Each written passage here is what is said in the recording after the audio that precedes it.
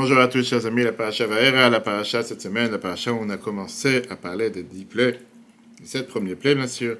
On va voir aujourd'hui une notion intéressante qui est le lien entre la Haftara et la paracha. Le lien entre la Haftara et la paracha est du fait, on sait très bien que les deux sont liés, qu'en général, la Haftara, elle est toujours liée avec ce qui est écrit dans la paracha.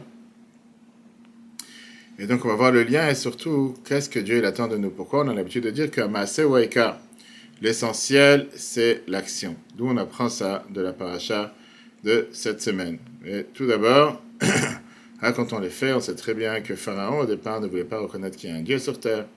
Et qu'à la fin, il était obligé d'accepter qu'il y a un Dieu. L'Haftara de la paracha nous raconte deux sujets des prophéties d'Ézéchiel. Prophétie d'Ézéchiel, dans le chapitre 25-29, verset 2. L'Haftara, elle vient, elle te dit, Fils de l'homme, Ben Adam, dirige ta face contre Pharaon, roi d'Égypte, et prophétise ainsi sur lui et sur l'Égypte entière. Tous les habitants d'Égypte sauront que c'est moi l'Éternel, car il avait prêté un appui du roseau faible à la maison d'Israël. C'est pourquoi, ainsi dit l'Éternel, je vais susciter l'épée contre ce pays, qui deviendra une solitude et une ruine, parce que Pharaon a dit, le fleuve est à moi, et c'est moi qui le fais. Je ramènerai les captifs égyptiens, et pourtant, ils n'y formeront qu'un misérable royaume. Ça, c'est première prophétie qu'on a dans la paracha de cette semaine. En deux mots, que Dieu va détruire l'Égypte jusqu'à ce qu'il va ramener tous ceux qui étaient prisonniers en Égypte.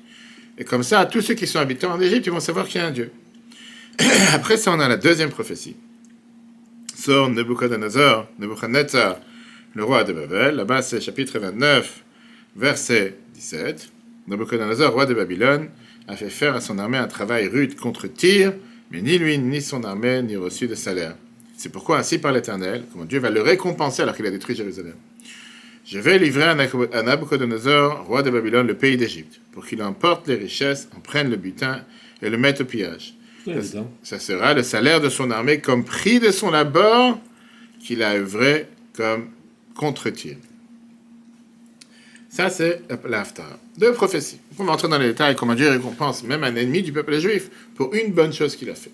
C'est à la fin, pas avancer, pas brouiller les pistes, comme on dit. Alors, bien, il demande une question. A priori, il y a quelque chose qui est incompréhensible ici. Première prophétie, je peux comprendre ce rapport avec l'Égypte. Par Vaera, on te parle des 10 plaies, que Dieu l'a amené sur les Égyptiens, et que comme ça, les Égyptiens vont savoir qu'il y a un Dieu sur terre. Mais la deuxième prophétie, c'est une récompense à Nebuchadnezzar. Nebuchadnezzar qui a capturé Tyr. Quel rapport avec la paracha? Alors oui, tu vas me dire, la récompense c'était quoi? C'est qu'on a donné la terre d'Égypte. Mais ça, c'est un détail. C'est pas l'essentiel. Toute la bataille, etc., c'est pas l'essentiel. Plus que ça, le fait de lui donner l'Égypte, ça n'a rien à voir avec la paracha, parce que dans la paracha, on ne parle pas du tout pour l'instant de la tombée de l'Égypte. On parle seulement des 10 plaies, etc. Rien l'arbitre explique.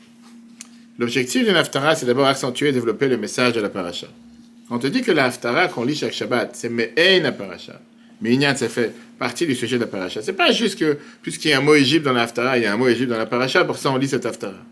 Mais c'est que l'enseignement qu'on apprend de la Haftara, ça doit être le même enseignement qu'on doit apprendre de la paracha. Ça doit ressembler à l'enseignement qu'on apprend de la paracha. Et puisque dans chaque paracha qu'on lit dans la Torah, il y a un enseignement, la Haftara, c'est des prophètes, que là-bas, les sujets de la Torah sont beaucoup plus détaillés. Ça vient te détailler encore plus l'enseignement que tu apprends dans la paracha. Pareil ici. La deuxième prophétie fait partie de la Haftara. Parce que l'enseignement qu'on apprend de cette prophétie, que Nebuchadnezzar a reçu la terre d'Égypte comme récompense sur le fait qu'on a attrapé Tsour, qu'il a conquéré Tsour, la fille de Tyr. C'est pas un enseignement en soi, mais c'est un détail, une conséquence de l'enseignement qu'on apprend de la défaite d'Égypte. Que sur ça, on parle dans la Haftara, qui est bien sûr en rapport avec la paracha. Dans chaque paracha de la Torah, il y a un enseignement. Torah signifie enseignement, ainsi que dans la Haftara provenant des prophètes, où les sujets sont plus expliqués. Ce même enseignement sera plus explicite. De ce fait, la seconde prophétie sur le salaire de Nebuchadnezzar fait partie de notre Haftara. Car l'enseignement que cet épisode procure est un détail, un élément dérivé du message général de la Haftara. Alors, on va rentrer dans les détails. Qu'est-ce que c'était la paracha? Commençons de la paracha, ça a commencé par ça qu'à la fin de la paracha Shemot, là-bas on te raconte sur l'argument du peuple juif à Moshe et à Aaron, que depuis que vous êtes venus vers Pharaon, pas seulement que l'esclavage ne s'est pas affaibli, mais bien au contraire, c'est devenu encore beaucoup plus dur. Et Moshe est venu se plaindre à Dieu. On a vu la fin de la paracha la semaine dernière. Pourquoi tu as fait du mal à ton peuple? Qu'est-ce que Dieu lui a répondu au début de la paracha cette semaine? Moi aussi j'ai entendu les souffrances du peuple juif. Et je me rappellerai l'alliance que j'ai fait avec eux. C'est de là qu'on a les 4 vers de vin à la soirée du Seder, parce que Dieu il a employé 4 termes, 4 verbes, en disant Veotseti, je vais les faire sortir, Veitsalti, je vais les sauver, Vegaalti, je vais les libérer, Velakarti, je vais les prendre, Veveti etrem, je vais vous amener. Et après commence le diplôme. Maintenant, en quoi Dieu a répondu à l'argument de Moshe? Il n'y a pas de réponse ici. En quoi Dieu la répond à l'argument que Moshe et Aaron sont venus et ils ont fait du mal au peuple juif. Ça, que Dieu ait déjà entendu leur souffrance, et je me rappelle de l'Alliance, ça aurait pu être aussi avant. Au contraire, elle devait être avant. Dès que Dieu a entendu leur souffrance, il aurait dû agir pour le peuple juif, comme Moshe était d'accord à Midian. Et à ce moment-là, il n'y aurait pas eu cet esclavage redoublé, renforcé qui s'est passé après. Et donc, au final, quand est-ce que Dieu peut nous libérer? Seulement une fois qu'on a passé toutes les difficultés de l'esclavage. Et donc, en quoi la réponse, en quoi ça vient répondre à la question de Moshe? Regardons dans le texte, Shemot 5.22, début de la paracha. Moshe retourna vers Dieu et dit, mon Dieu, la fin de la semaine dernière, mon Dieu, pourquoi as-tu fait du mal à ce peuple? Pourquoi m'as-tu envoyé, depuis que je suis venu pour parler à Pharaon, et en ton nom, le sort de ce peuple a empiré, tu n'as pas sauvé ton peuple? En chapitre 3. Dieu dit à Moshe, tu verras maintenant ce que je vais faire à Pharaon. Rabbi te dit, l'exil égyptien était une préparation au don de la Torah, dans lequel arrivera l'innovation d'une mitzvah, la possibilité de s'attacher à Dieu en accomplissement de tous les mitzvot uniquement, du fait de la volonté divine, en étudiant la Torah par soumission à celui qui l'a donnée. Pour être prêt à cela, il fallait passer par les rudes souffrances de l'exil égyptien, qui poussait le peuple juif à effacer leur existence devant Dieu.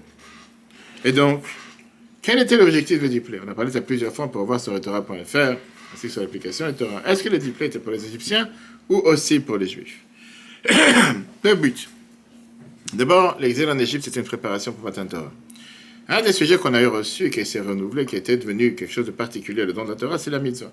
C'est quoi une mitzvah? Mitzvah, c'est du langage. Tzavta v'chibur, s'attacher avec Dieu. Faire les mitzvot parce que c'est la volonté de Dieu.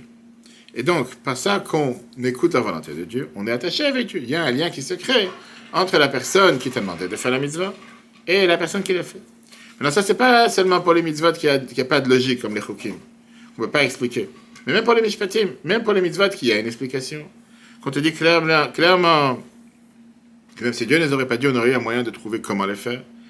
Que toutes ces mitzvot, on ne doit pas les faire parce que la logique te demande de les faire, mais parce que Dieu l'a décrété de les faire. Pareil par rapport à l'étude de la Torah. Oui, c'est vrai que la Torah, on doit la comprendre avec notre cerveau. Mais on ne doit pas oublier un instant que c'est la Torah de Dieu, la sagesse de Dieu, qui est descendue sur terre, à tel point qu'il nous a donné la possibilité de pouvoir le comprendre. Et donc c'est pour ça qu'avant d'apprendre la Torah, il faut d'abord se soumettre à la volonté de Dieu.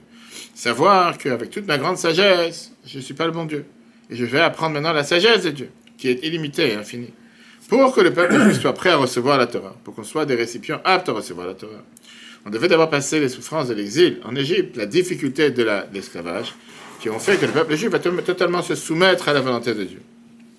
Comme on voit concrètement, malheureusement, que quelqu'un qui a des souffrances, et parfois il se brise, il est inhumain. Cette soumission, c'était la manière de se préparer au don de la Torah.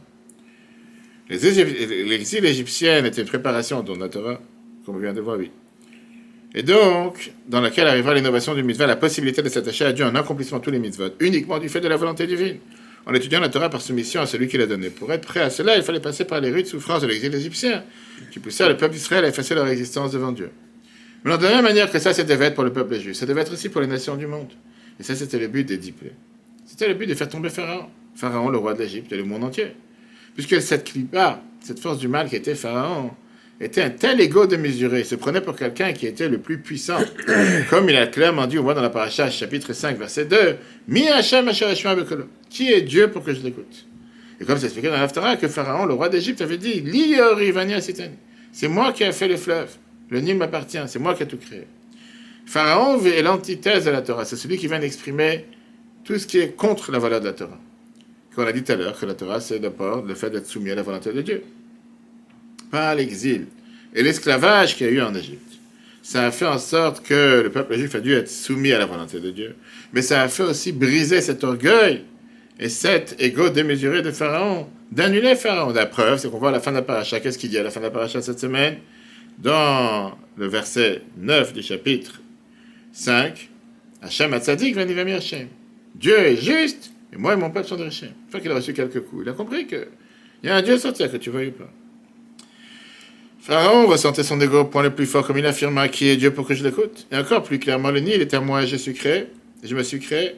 Cela exprime son opposition au don de la Torah, ainsi que lorsque l'exil égyptien produit la soumission d'Israël, cela brisa également l'égocentrisme dans le monde, l'annulation de Pharaon et de son royaume, ainsi qu'il avoua finalement que Dieu avait raison. Ça, c'est aussi exprimé dans la Haftarah. Dans la Haftarah, comme on l'a dit tout à l'heure, on t'explique l'enseignement de la paracha. Dans la Haftarah, on t'amène deux raisons pour la défaite égyptienne. D'abord, on te dit parce que le peuple juif, ils se sont appuyés sur l'aide qu'ils allaient recevoir en Égypte. Ils n'ont pas fait leur promesse. Avec la terre de Goshen, qu'ils l'ont enlevée, etc. Et c'est pour ça que l'Haftarah te dit, la reine, c'est pour ça que Dieu dit, c'est pour ça que je t'amène l'épée. T'amène Yann, c'est la raison, parce que tu as dit, c'est moi qui ai fait le fleuve. En deux mots, Dieu dit, la défaite de l'Égypte, c'est parce qu'ils étaient tellement orgueilleux avec les paroles de Pharaon. A priori, ce sont deux raisons totalement différentes. Mais le prophète, il les amène les deux côte à côte. Et là, on comprend que ces deux erreurs des Égyptiens sont une conséquence l'une de l'autre. Regardons dans le chiffre 5. Cela explique le lien entre les deux raisons expliquant la défaite de l'Égypte. L'origine du faible soutien de l'Égypte envers Israël alors qu'ils avaient promis le contraire et leur égocentrisme. Cela est aussi lié avec la paracha à la Torah, donne deux raisons au diplé, montrer à l'Égypte que je suis Dieu. Les punir pour l'anniversaire de l'asservissement des Hébreux.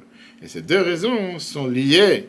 Le fait que Pharaon venait à l'existence de Dieu est bien ce qui le poussait à asservir et à opprimer les enfants d'Israël. De la pire façon possible, ce qui ne peut aucunement accepter, même humainement parlant. On a parlé plusieurs fois que même les lois que Dieu nous a données, qui sont logiques, il faut les faire parce que Dieu l'a demandé.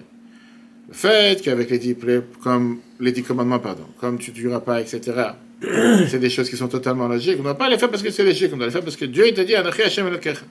Pareil, l'Haftarah te dit la cause pourquoi l'Égypte était une attache ou un appui pour le peuple juif et qu'ils se sont devenus concrètement anti-juifs.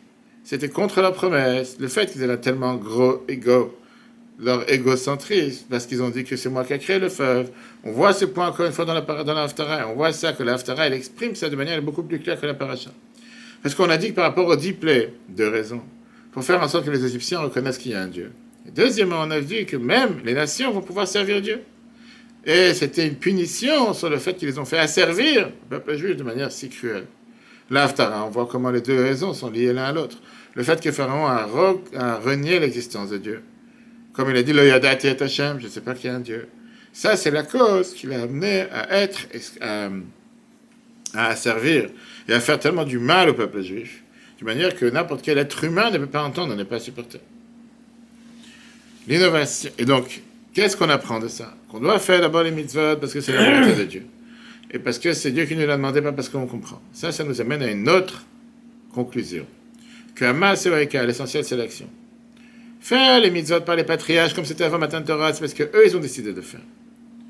Par contre, on sait très bien que chaque mitzvah, elle est divine. Mais il y a un sens à la raison de cette mitzvah pour pouvoir raffiner le monde. Pas seulement le monde. Le cerveau et le sentiment de la personne. Ça, c'était les Havot. Les Havot, ils faisaient des choses de manière spirituelle. Les mitzvot n'étaient pas faits de manière matérielle. Ils étaient dans le monde spirituel, le monde de l'émanation, le monde de la Hatzelut. Par contre, l'action que nous demande, que les Havot faisaient avec les mitzvot avant Matan Torah, était secondaire par rapport à l'aspect spirituel. Et c'est pour ça qu'ils ne faisaient pas les mitzvot de manière matérielle, comme nous on les fait après Matan Torah, une fois qu'on a reçu les dons de la Torah. Une fois qu'on a reçu les dons de la Torah, on a le devoir de faire les mitzvot parce que Dieu nous a demandé. À part le fait qu'on ne peut plus séparer entre le spirituel et le matériel. On a cette force de pouvoir faire les mitzvot parce que c'est Dieu qui nous demande de faire, c'est un ordre de Dieu. Et donc l'essentiel, c'est pas l'intention d'un mitzvah, qu'avec ça on est différents les uns des autres, mais l'essentiel c'est l'action. L'action qui nous amène à s'attacher avec celui qui nous a demandé de faire les mitzvot. Plus que ça, la volonté de Dieu dans les mitzvot, elle est cachée. Dans les choses matérielles, tu ne vois pas la volonté de Dieu dans une peau de vache, dans un tefillin, tu ne vois pas la volonté de Dieu dans un bougeoir ou dans un verre de vin. Au final, grâce à ça qu'on fait les mitzvot, on s'attache avec Dieu. Et par ça, on fait descendre la divinité dans les choses matérielles. L'innovation du don de la Torah à l'action est essentielle. Les mitzvot accomplis par les patriarches avant le don de la Torah étaient liés à la capacité de l'être créé. L'aspect technique de la mitzvah était donc secondaire au rapport à son aspect spirituel. Après le don de la Torah, l'accomplissement du mitzvah est lié à la capacité du créateur, transcendant la séparation entre le matériel et le spirituel. Dès lors, l'essentiel n'est plus l'attention d'une mitzvah, dans laquelle chacun sera différent selon son niveau, mais plutôt l'action concrète de la mitzvah, permettant l'attachement avec celui qui l'ordonne. Maintenant, on va comprendre le lien entre la prophétie sur la récompense à Nebuchadnezzar et la première prophétie sur l'Haftarah sur la défaite égyptienne. Dans la prophétie, on te parle sur la récompense que Dieu a donnée à Nebuchadnezzar parce qu'il a conquéri la ville de Tir-Tsur. A priori, en faisant une chose pareille, c'était pas un élève de Dieu, c'était pas un disciple, un chassid, c'était pas un juif qui voulait faire la volonté de Dieu. Il a fait ça pour soi-même, il voulait conquérir le monde entier, comme Napoléon Bonaparte et d'autres. Il voulait conquérir le monde entier, devenir le patron du monde. Surtout en conquérissant la ville de Tyr, qui se trouvait sur le bord de mer. Et c'était le chemin qui amenait vers l'Égypte. Et que ça le dérangeait pour pouvoir se battre contre l'Égypte, qui voulait aussi conquérir. Pour ça, il faut le compenser, parce qu'il a un vent de folie, pour ça, il faut le compenser. Viens, le verset, il te dit, Peulato Asheravadba. Je n'ai rien à faire de sa pensée, ce qu'il pensait, pourquoi il voulait le faire. Moi, je calcule seulement ce qu'il a fait concrètement. Et puisque la volonté de Dieu a été faite par son action, malgré que Dieu aurait pu faire sa volonté par quelqu'un d'autre, même si ce n'est pas Nabucodonosor qui l'a fait. Mais au final, c'est lui qui l'a fait. Pour ça, il doit être récompensé. Très, très fort. Le lien entre la défaite de l'Égypte et le salaire de Nabucodonosor. Mais ça répond à la question de pourquoi il est récompensé sur une chose mal. Encore une fois, ce n'est pas quelque chose de masse. Dieu voulait que ça se passe de toute façon. Conquérir la ville de Tyr, ça devait se faire. Lui, il n'a pas fait parce que Dieu l'a demandé. Lui, il a fait parce que lui, il voulait conquérir le monde. Mais au final, grâce à son action, même si sa pensée est tordue, le bien a été fait. On revient à ce qu'on a dit il y a quelques semaines en arrière avec Reuven et Yehuda. Reuven, il a eu de très bonnes intentions, mais dans l'action, c'était zéro. Yehuda a eu de mauvaises intentions, mais dans l'action, elle était parfaite. C'est pour ça qu'il a eu la royauté. Il avait son devoir écrit. On peut voir sur Torah.fr. A priori, Nebuchadnezzar ne cherchait pas à accomplir la volonté divine en conquérant Tyr. Il le fit pour lui-même. Il voulait conquérir le monde entier. Or, Tyr était au bord de mer, sur la route menant l'Égypte qu'il voulait conquérir. Et pourtant, il mérite un salaire pour son labeur. On ne prête pas de grande importance à ses intentions, mais plutôt au fait qu'il contribua à la réalisation de la volonté divine. C'est quoi la relation? C'était la relation de Dieu que... Dieu voulait exactement pour faire la défaite de l'Égypte.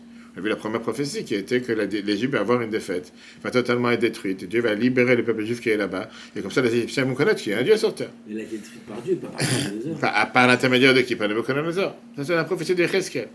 D'accord? Donc c'est avant la... Plus tard. Après. Rien à voir, c'est plus tard. Plus tard, oui. Viens, la Torah te dit de l'apprendre enseignement majeur. Quand un juif il est aidé par quelqu'un d'autre, fais pas des calculs. Est-ce qu'il avait une bonne pensée, il avait une mauvaise pensée? Peut-être qu'il a pensé à le faire pour soi-même. Ou pire, parce que l'autre c'est quelqu'un qui est bien de nature. Il faut pas le remercier pour ça, comme s'il est obligé de le faire. Viens, la Torah te dit que même Nebuchadnezzar, que c'est sûr qu'il a pensé à le faire que pour sa gloire. Dieu l'a récompensé. Pareil, quand un juif fait une bonne action, on ne peut pas dire qu'il a fait que pour soi-même. Ou bien parce que de nature c'est quelqu'un de bien. Concrètement, il a fait ce que Dieu l'attend de lui. Pour qu'il ait fait quelque chose de bien, tu dois le remercier. Avoir la gratitude même pour un service ayant l'air intéressé. Lorsqu'un juif se fait aider par son prochain, il ne doit pas faire de calcul si ce service était intéressé ou pas, ou encore si cet homme est de nature et ne mérite donc pas d'être remercié. L'Haftara nous apprend que même Nebuchadnezzar, qui était sûrement intéressé, fut rétribué par Dieu pour son labeur. À plus forte raison lorsqu'il s'agit d'une bonne action d'un juif miséricordieux de nature, le faisant de tout cœur. Ben, on comprend pourquoi le Baal Shem Tov nous a dit cette semaine, c'était la Lula de Moazaken. Qu'il faut aimer chaque juif, même un juif qu'on n'a jamais vu qui se trouve au bout du monde. Comme on fait avec Esther ou les soldats qu'on vient de faire cette semaine. Chaque juif a certainement fait des bonnes actions dans sa vie. Comme les Chachamim nous disent, chaque juif est plein de mitzvot comme une grenade. Et puisque chaque bonne action et bonne pensée influence le monde entier, comme le Rambam te dit, quand tu as fait une seule bonne action, ça fait basculer tout le monde pour le bien. Ah, malgré que ce juif, peut-être qu'il a fait ce bien, il n'a pas pensé un instant de faire un bien pour un autre juif, ce n'était pas son intention. Et il n'a surtout pas pensé de faire du bien pour quelqu'un qui se trouve au bout du monde, ou quelqu'un qu'il n'a jamais vu. Et puisque concrètement, l'autre il a reçu le bien, l'autre il a reçu la faveur, tu dois pour ça le remercier. Ça, c'est un discours que la ville a prononcé ce Shabbat en 1967. Ailleurs, bien du 15 qui se lève, le Balchat avait dit dire qu'il faut faire preuve de don de soi pour l'amour du prochain, même pour un juif que l'on n'a jamais vu. Rabbi te dit comme ça. Chaque juif, peu importe sa situation, a certainement fait plusieurs bonnes actions. Autant donner chaque bonne action et même chaque bonne pensée porte une influence sur le monde entier. Il en ressort que chaque juif est sauvé par chacun et chacune des peuples justes. Même si ces derniers n'y ont pas pensé, puisque concrètement ils auront du service. Il faut leur être reconnaissant jusqu'à les aimer. Voilà un magnifique enseignement qu'on apprend à partir des autres cours qu'on a eu cette semaine, qu'on peut revoir sur l'application Torah. Hier, on a vu un merveilleux cours qui était sur le Tanya. Je veux demander pardon à la communauté juive. Est-ce que c'est sincère ou pas ce pardon? On a vu sur le Tanya, Igotachuba, chapitre 8, avec l'actualité de ces dernières semaines. On a vu aussi le merveilleux cours. Pourquoi se marier? Comment se marier? Combien de personnes rencontrer? Ça, c'était le cours qu'on a donné à Gagne ce lundi soir. À Givat Shmuel ce dimanche soir, c'était le cours sur la paracha Shemot, qui était comment obtenir la sécurité et la stabilité dans la vie. Tout ça sur etorah.fr ainsi que sur l'application. Très bonne journée à tous. Chodesh Tov, ce Shabbat, on bénit les mois de Shvat, Rosh Chodesh dimanche soir, qu'on n'entend que des bonnes nouvelles partout pour tous.